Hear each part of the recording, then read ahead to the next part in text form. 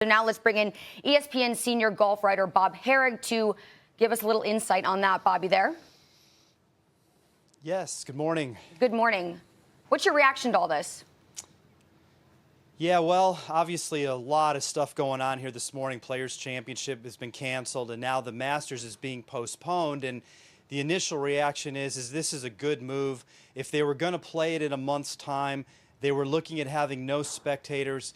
It would be impossible to think of playing the Masters without spectators out there. Imagine Tiger winning his 15th major and 5th Masters last year and having nobody there. What made that so compelling, and of course makes any Masters compelling, is all the fans that are out there and the noise and the roars. And so it looks like they're trying to buy themselves a little bit of time. They did not say when they're looking at playing it.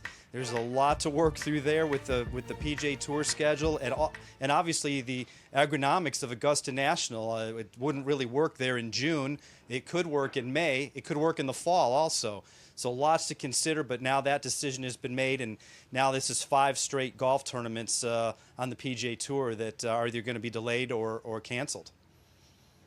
It does seem, though, that golf, as Greeny, you said, boxing, for example, it could be contested in a gym between 2 people.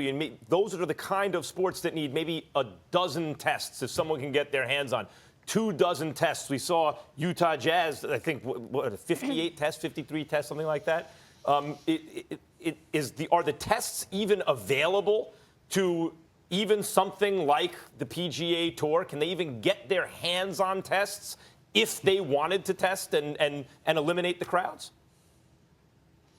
That's a great question because, Rory McIlroy brought that up yesterday after they did play the first round here at the Players' Championship, and he came right out and said they need to test all the players and all the caddies.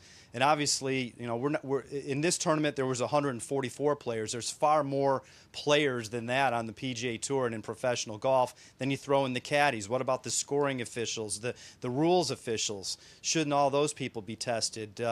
It's a monumental task. Jay Monahan, the tour commissioner, we spoke to him earlier this morning. He couldn't even answer if any of his players have been tested, and certainly didn't know if any of them have tested positive. So this is why I think they're all giving themselves some space right now. There's so much we don't know, so much they don't know, and as so many risks associated, even with an outdoor sport like golf.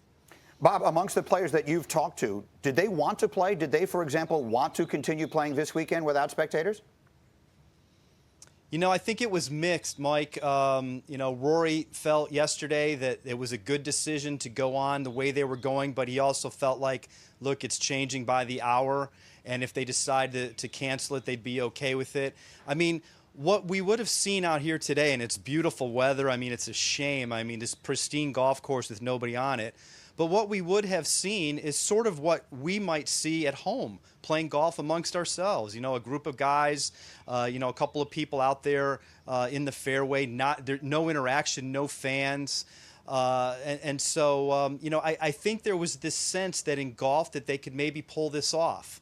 But then you bring into it, you still got to have some volunteers. You've still got to have scores. You still got to have people on site to coordinate all these things. A lot of these tournaments, those types of people are older. They're retired. They're the ones that we're hearing are susceptible to this virus. So, ultimately, I think they took a step back and realized that these things are tough. And as far as the Masters is concerned, you've got international players who are eligible. What if they can't get back over here? So many things to consider. But I think from a golf level, they were sort of enjoying the idea of, okay, we can play golf with no spectators. Yeah. It'll be different. And unfortunately, it's not going to happen. That's exactly where I was going, because obviously in the sport of basketball, I mean, that the players feed off the crowd in a tremendous fashion. The notion of playing without crowds in attendance is something that's very daunting to them. I knew that from Jump Street. I'm not an avid golf follower. I'm just a spectator. But I will ask you this question. Do you see a difference in golfers in terms of how they play around and in front of a crowd compared to if they were playing by themselves? Would there be a drastic difference in their performance in your estimation because a crowd isn't there? I'm just asking as a pure novice. Sure. Well, it's funny because there are some guys that don't play in front of big crowds every week. You know, we see the name players who are on TV all the time and attract the big galleries. And I think for them it would be a difference, and it's an adrenaline rush. At this place here, anybody who knows the TPC Sawgrass, walking from the 16th green to the 17th tee, that is one of the epic walks in golf. It is loud, boisterous, they're getting yelled at, screamed at, and you're coming to that island hole trying to hit that shot 130 yards over water. It's daunting with all that noise. And of course at Augusta, the roars down at Amen Corner, that that you could hear the sounds last year when Francisco Molinari and Brooks Koepka hit their balls in the water at Rays Creek at 12. I mean, that noise reverberated up the hill back to the clubhouse. It is part of the competition. It's what makes it so hard. If it's very quiet out there, maybe those shots are easier for those guys. So it does make a difference. At the Masters, there's no getting away with it. Obviously, there's crowds on every hole, and that's part of the test. I think is to be able to handle your nerves in front of all those people that you're not used to. When will the PGA reevaluate a new date?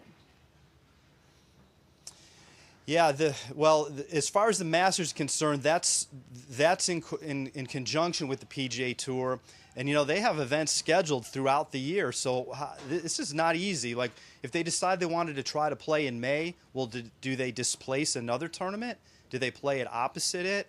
Same within the fall. The FedEx Cup schedule ends at the end of August. But then the new schedule resumes in early September, and then we've got the Ryder Cup at the end of September. So where do you fit it in? So as far as the Masters is concerned, they're going to have to work with the Tour to figure this out. As far as the Tour's own events, they are looking at it as if the next event on the schedule, which is Hilton Head the week after the Masters, would be next up. Of course, it's quite possible that will have to be canceled or postponed too.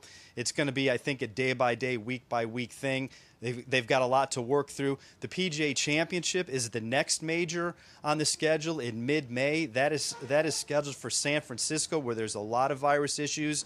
There had been talk going into this week about moving it already. So now they've got a big decision ahead of them too.